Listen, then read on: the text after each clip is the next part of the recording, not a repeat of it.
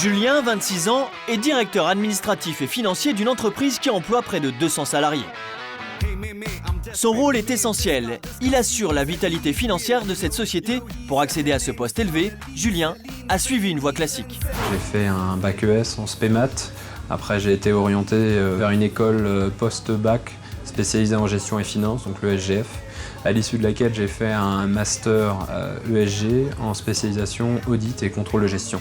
Donc qui m'a tout simplement amené bien sûr au poste de contrôleur de gestion pour lequel je suis entré donc au sein de la société Aura. Et après, par une opportunité, j'ai pu arriver au poste de directeur administratif et financier.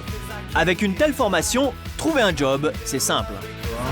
J'ai été contacté quasiment dans la semaine qui suivait après avoir déposé mon CV. Ses missions au sein de l'entreprise sont complexes, ses compétences, elles, multiples. Le métier de directeur administratif et financier, il demande avant tout un socle technique relativement important. Il faut avoir une compétence spécifique et une sensibilité toute proche en comptabilité, mais aussi une culture générale d'entreprise. À 26 ans, difficile de s'imposer dans l'univers impitoyable de la finance.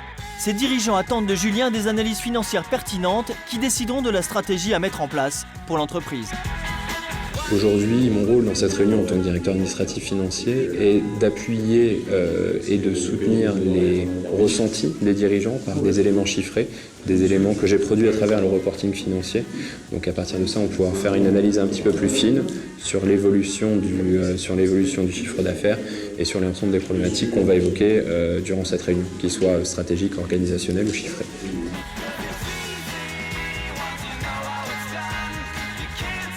La légitimité de mon poste, au vu de mon âge, effectivement, une interrogation, une curiosité pour ce genre de poste, et quand on est dans ce genre de réunion, je le prends plutôt comme un défi et j'en fais une force et je me dois de montrer aux autres personnes que je suis tout aussi technique et force de proposition que pourrait l'être un senior. Julien démarre à peine sa carrière et gagne pourtant déjà 2 500 € net par mois. Un salaire qui, selon l'entreprise et l'expérience, peut monter jusqu'à 15 000 €.